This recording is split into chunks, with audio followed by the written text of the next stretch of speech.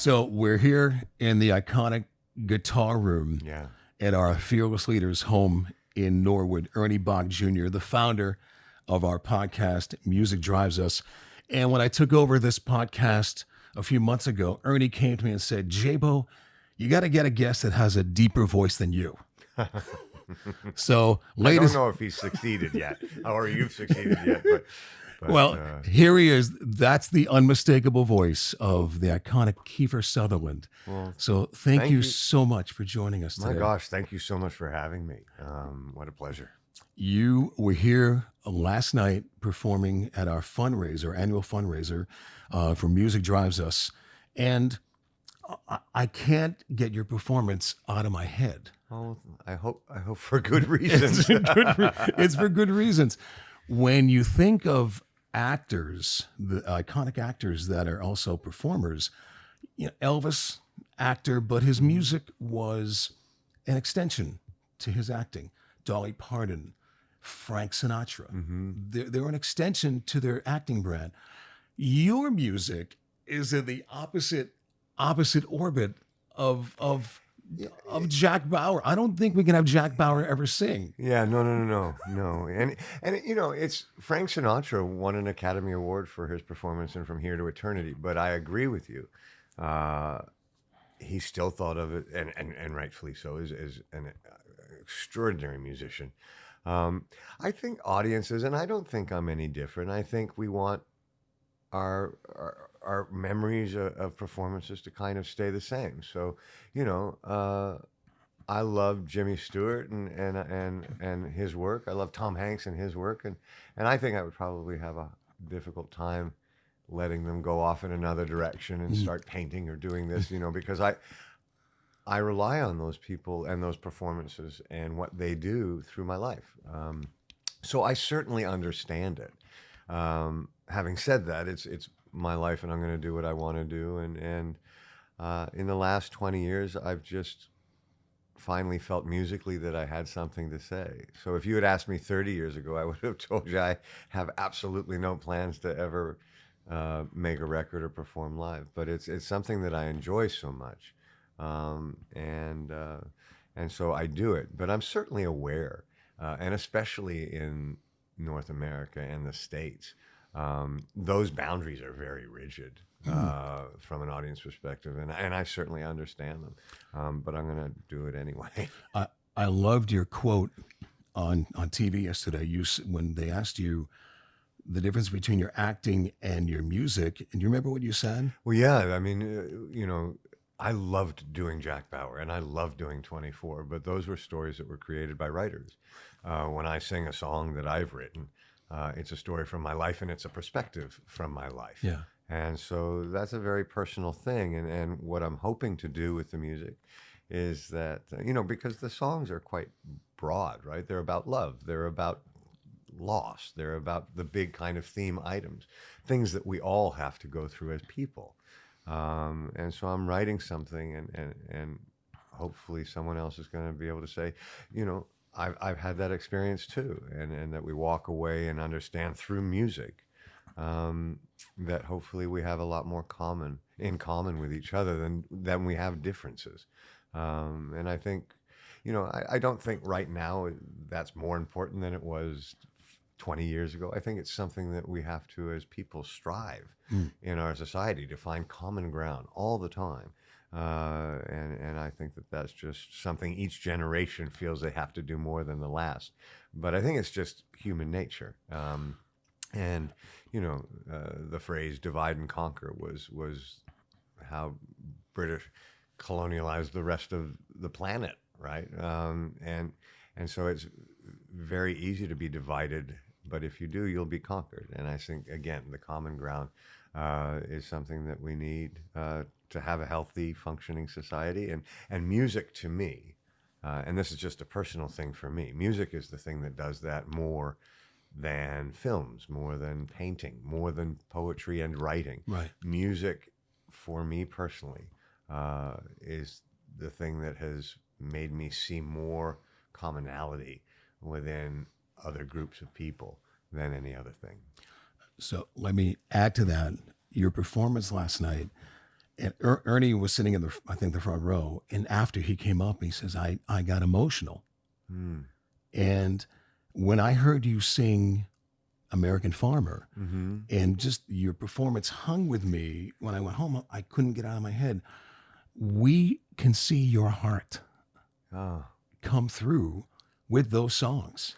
Well, yes, and then that's why I wrote them, right? And you don't have to agree with me about everything, and that's for sure. But yeah, I mean, there's a few songs. One I didn't perform last night, "See You on the Other Side," about losing, a friend, and then it kind of really spoke to me in a different way when I lost my father last year. So if you're willing to be open about the really kind of difficult things in one's life, and I talked about Merle Haggard and Johnny Cash and Waylon Jennings and Chris Christopherson and Willie Nelson.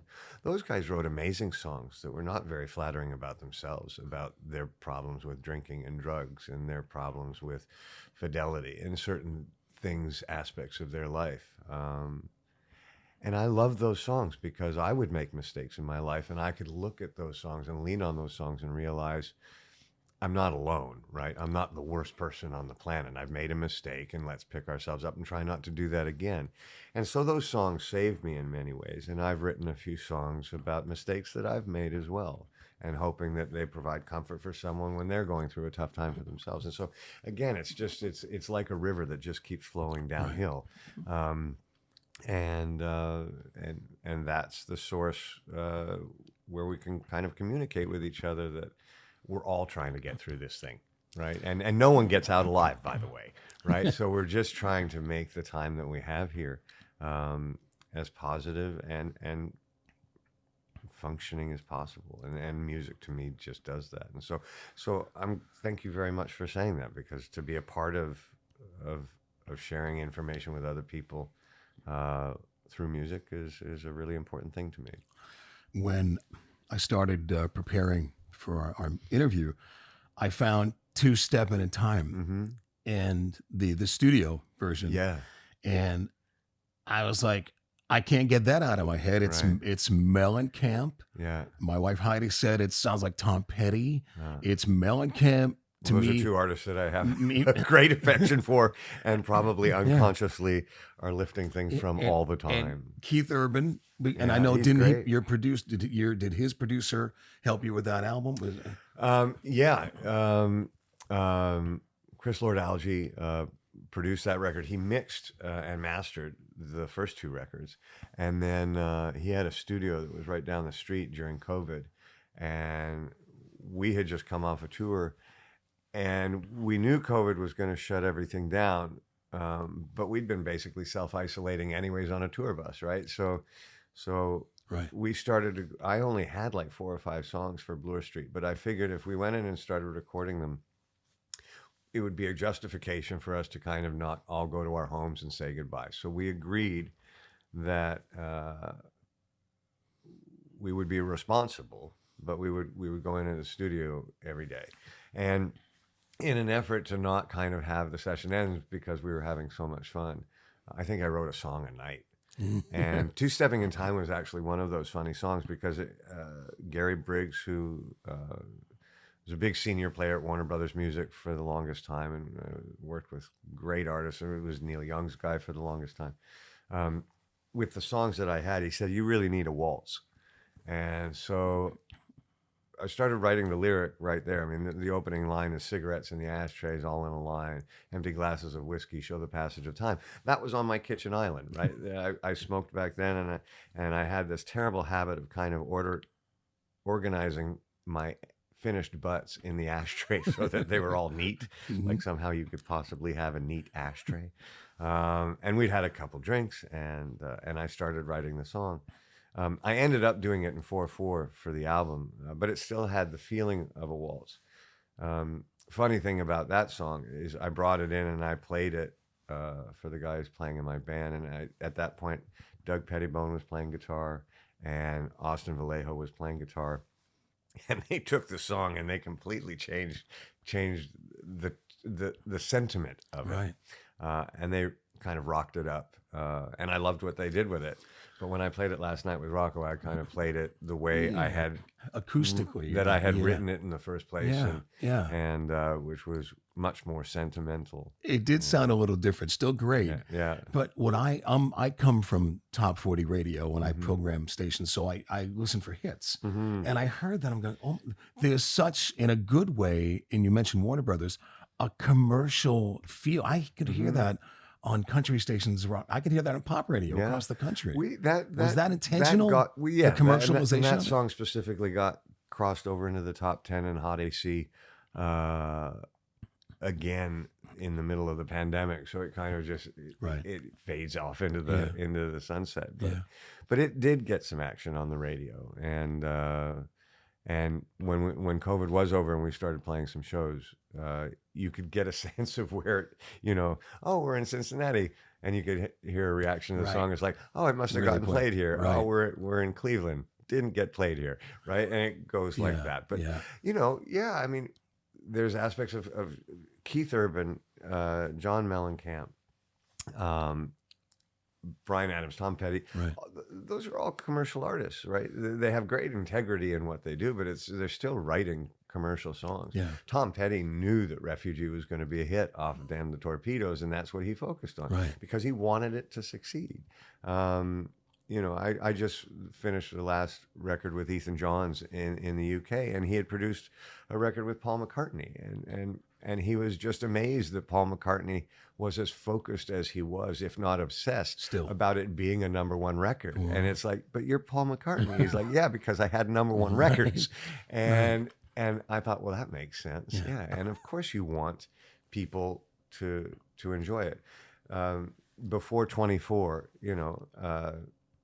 so I had a run of kind of very successful films in the 80s, whether that was Stand By Me, Lost Boys, Young Guns 2, Flatliners, A Few Good Men, and just like anything, then it stopped for a while. And I made some films that were maybe not as well known. So when 24 kind of took off and became the success that it became, I was grateful for that. And because I don't think anyone, regardless of how rigid they are with the art that they're trying to make, you want people to enjoy it. You want people to like it.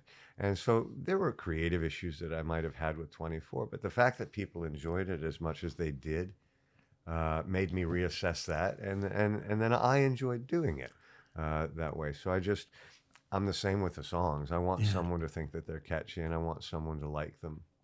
The real way to test a song is actually play it to a 5-year-old. And if they walk away, you might want to think about restructuring some things. But if you can keep a 5-year-old's attention with a song, then you might be onto something. I have to bring up Jack Bauer since you brought Jack in. IMDb did a poll of 2,000 asking who their favorite TV hero is.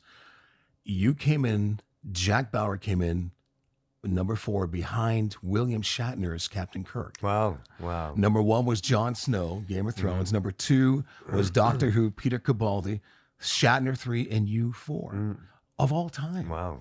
I'm going to go on and say, I don't think there's ever going to be a character like Jack Bauer again on television. It's very funny because you said who was your favorite hero, and my understanding of heroes is that they succeed, right?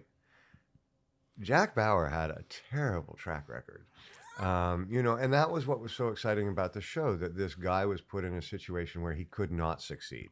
He was going to fail, so let's see how badly he fails, and he was willing to die to fail a little better. I remember I was sitting on a plane, and a lady looked over to me and she said, "Oh, that's so sweet that you're on this plane. Now I feel safe." And I said, "Well, I don't know why. Everybody who stands next to me in my show dies." and she didn't talk to me anymore on the flight. But yeah, and he was kind of an anti-hero because he had to deal with, the terrible thing that no one wants to deal with. And we actually have people in our society that do it, whether they're police officers or firefighters or doctors and nurses. that you have to make those terrible decisions that if you let these 5 people die, you'll save this 100 people. Well, that's not a decision a human being should ever make. But some people in our society, we ask to make those terrible decisions. And Jack Bauer was one of them. And so I think that's why he resonated with people, because I think people on some level feel like they're never going to win. It's just, how well can they lose? Yeah. 24 broke the mold in television. When you got in and started it, did you think it was going to be what it was? No. We've never seen anything like that. No, and completely did not think that. But I didn't think Stand By Me was going to be what it was. And I didn't think Lost Boys was going to be what it was. So I'm either incredibly stupid or we never really know. Right. And I think rightfully so, because that's the audience's decision. They get to make the decision about what becomes popular and part of pop culture, et cetera, et cetera. Having said that, there are things you can do that can hedge your bets. But with regards to television changing, when I think back on, and this is certainly going to date me, but shows like Hill Street Blues in many regards was better than a lot of the films that were coming out in the 80s at that time. Right. With regards to what it was talking about and the way it looked. And then you kind of make a jump to ER. And then ER, I remember I was directing the first film I ever made for a very small budget of $2 million. And I remember wanting to talk to the producers of ER to find out how they made it look so incredibly good, and how what they were doing in blocking and filming to make it look like a really high-end movie. They, of course, wouldn't tell me. But that was a show that really changed television. And then there was a bunch of shows all at the same time. The Sopranos was one of them. 24 was another. Sex and the City kind of changed comedy and what you could talk about in that regard. And so it was exciting to be a part of that era of television. But then it's constantly evolving now. I mean, and the one great benefit is to the audience is they get to really choose what they want. Unfortunately, it has splintered the television and film business. Right. So that instead of kind of having everybody watch the last episode of MASH and 70 million people watch it, you'll never get those kinds of numbers again. I think Friends was getting 30, 40 million people a week watching their show. Right. And so those were the great water cooler moments, and it kind of brought people together. And I think, between streaming, cable, and all of the different possible outlets that the audience has a choice of, and TikTok and the internet and all of it, it's splintered the audience in such a way that it's not creating the water cooler kind of moments that I grew up with. Right. That gave us all something to talk about. Right. And so like 24 the next day. So it's going to be interesting to see the effect of that over years. I don't see how it ever goes back to that. And that's not necessarily a bad thing, but I am interested to see, the incredible amount of content that's going to need to be made to kind of satisfy this kind of insatiable appetite for product. So 24 used to take 10 months for people to watch. We'd have 24 episodes once a week, and then we'd take a little break. People are watching it in 3 days now. We can't keep up. Yeah. So it's going to be interesting to see how the business changes. I got to ask about Tom Kirkman in Designated Survivor. Yeah. When I see Jack Bauer, I forget you're Kiefer Sutherland. I get taken into the character. Tom Kirkman, as the Designated Survivor, the president that had to take over the country, the way you blended from the first few days of his presidency to an actual president was brilliant. You made us feel frightened for you, and Mhm. we were fighting for you. And by the end, you were in control, and you Mhm. blended that beautifully. Thank you. And you took that show from ABC to, I think, Netflix. Netflix, Yeah. yeah. Well, so much of that. A guy named David Guggenheim wrote the screenplay for that, and it, they asked me what. I remember the producer calling me up when I had said it's something that I wanted to do, and he said, "Oh, okay. Well, then let's set aside, an afternoon where we can talk about what changes you would like to make." And this, and I said, "I've got no changes," and it upset him. What do you mean you don't have changes? I don't have any changes, and I think he thought I was not working very hard, but it was a perfect script to me. Yeah. And David is still a dear friend, but it was a fantastic idea, and I think so. When the text is that good, it becomes very easy to do your job. Right. Yeah. It's Christmas time, and you said goodbye to your dad this year, Mm-hmm. and that impacted all of us Mm-hmm. Mm-hmm. I know. who were Yeah. fans. And how will that impact your music? Has that loss, will that loss impact Yeah. you? I mean, it has to, right? I mean, because those are the things that you end up writing about. Um, you have to kind of, for me at least, when I'm interested in those moments that are difficult from not only myself but for other people, because I think there's so much room to find that common ground that we were talking about earlier. Because it's through suffering that we understand each other. So it's really hard to actually sit and write a happy song, Yeah. and I did it. Um, I've done it a couple times, but the one time I actually wrote a really happy song was because I had gone to bed hearing a recording that I really enjoyed, and I was like, phew.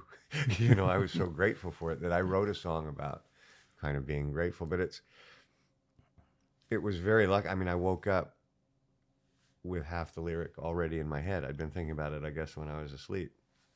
But yeah, there's a song I wrote called "See You on the Other Side" that's on the new record. And as much as I wrote it for a really dear friend of mine, um,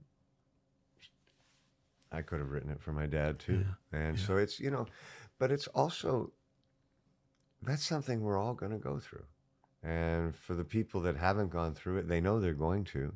And so it's impossible for that not to be a part of it. So if I write about that directly, or just the fact that it's now happened to me and how that's going to change, but those are all things that I will see. But I would have to believe that that'll have a profound impact.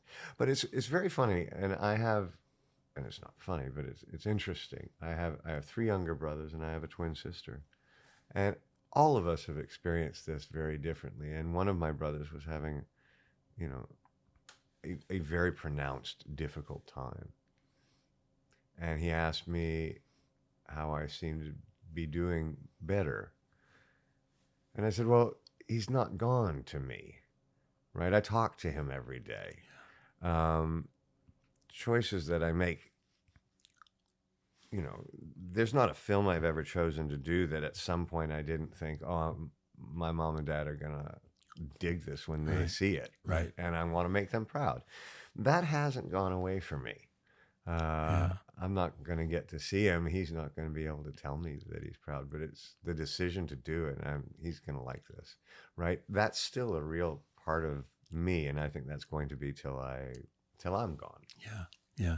Yeah. I talk to my dad every day too. Yeah, and I And think, sadly, one of my brothers is just really kind of just has a hard time dealing with that it's over, right? That there's Yeah. nothing you can fix, and so yeah. So again, Yeah. we all experience things very differently. But yeah, for me, he's going to always be there. When is the new album coming out? September, right? Of Well, next year? no, it was supposed to come out in January, Mhm. but then I'm going to be doing a film in England in January that's untitled right now, and so I'm trying to figure out the date so that I can tour with it, and specifically in the UK, because the last 2 records have been top 10 records over there. Excuse me. and so I don't know when that's going to be, because I have a couple films that I'm very excited about doing, and so it keeps getting pushed down the road. But at some point, I don't want it to be much later than March or April. So if I can't tour at that time, then I will release the record by then. But it's done. It's finished. Great. Yeah. KieferSutherland.com. Will we find it there? Yeah. Okay. All right. Thanks for that. We're almost, we can keep going because of your extraordinary career. Heidi and I, as Kiefer Sutherland's been in my mind all week getting ready for this. So on Thursday night, took a break. We popped on Amazon Prime, and there you are in Juror Number 2. Yeah. Yeah. Directed by Clint Eastwood. Like, there he is. Yeah. What was it like working with Clint Eastwood? This is such a funny story, and this is maybe one of the few stories that I have that will kind of maybe be applicable to younger audience folk. I had wanted to work with Clint Eastwood my whole career. Play Misty was a really important film for me as a thriller, and it was great insight on how to make a film on a low budget. Josie Wales was in my top 3 Westerns of all time. And I just thought he was a really great filmmaker. And I think one of the great things that he had as a director was his acceptance that things could be simple, that, it didn't have to have cherries on the top and this and that. He could just, if the story was good, you could just tell it really cleanly. And he did that as well as anybody. And I had read in one of the trade magazines, I think it was the Hollywood Reporter, that he had done an interview saying, I think this is going to be my last film, which, as it turns out, it's not going to be. But I thought, oh my gosh, this is the last chance. And so I wrote him a letter. And I'm the last person you'll ever meet, probably, that doesn't have a computer. I wrote the letter by hand, and I mailed it. And it just said, I've been a huge fan of yours my whole career. I'm understanding that this might be your last film. I don't care what the part is. I don't care if it's small. I would just love to work with you. I would love to be directed by you, but I would also like to watch. I'd like to watch how you go about your business. And sure enough, I got a call, and it wasn't really from him. They just made an offer. Wow. And I knew the script, and the script was fantastic. And I think my agent has said, well, we'll counter with this. And I said, you can't counter. I asked if you would put me in the movie. So if they're giving me $6 to do it, that's what we're doing. And it was great, because there's always that maxim of, don't meet your idols because they'll disappoint you. Right. I've met a number of them in my lifetime, and they haven't. And Clint Eastwood was no exception. I loved the way he worked. As an actor himself, he had an understanding of how to make actors feel confident, how to put them in a position to do their best work. And so it was a fantastic opportunity. I'm so thrilled I got to do it. And then I got to make some friends, and yeah. Sometimes if you want something, you just got to ask. Yes. And so my message to the younger listeners and or viewers is learn how to write a letter. And you don't need a computer. Yeah. Hey, Ernie, I can understand why Ernie brought you here. Your passion is addicting, and we can see your heart, and I can feel your heart. Our foundation, as you know. Well, and this is the thing. I mean, the foundation, and the fact that it's been going for 20 years and didn't kind of ride the wave of what was kind of politically correct or a thing, that it's just been consistent. When I think of all of the things that have happened to me in my life through music, and the sub kind of groups that it created for me in school, all we want to do is belong. And you go from junior high to high school, and that's really hard. Well, the first step, join band or join the orchestra, right? And then now, instead of dealing with 2,000 students, you're dealing with 400 100 students, and then find your niche group within that. And music is such a form of connection for people. But for me, the having access to an instrument, having access to instruction, and then being able to do it with a group of people instead of by myself, was just invaluable. And so I applaud Ernie and everybody at the charity for making this a point of intention, that this is important, and I would support anybody doing it. So for me, it's a real honor to be here. Well, you're one of my heroes. Oh, bless your heart, And man. you didn't disappoint at all. Oh, bless your heart. Cheers. Thank you. Kiefer Sutherland, what an honor. Thank you so much. And we'll have to do a check-in, a 6-month check-in when the new album comes out. That would be next great. year. KieferSutherland.com. Let's go find it. Thanks again. Thank you, man. How low can you go? Kiefer Sutherland. I cannot do you. KieferSutherland.com. Let's do a quick Music Drives Us. Music drives us. Oh, there it is. Cheers. Awesome, man. Absolute pleasure.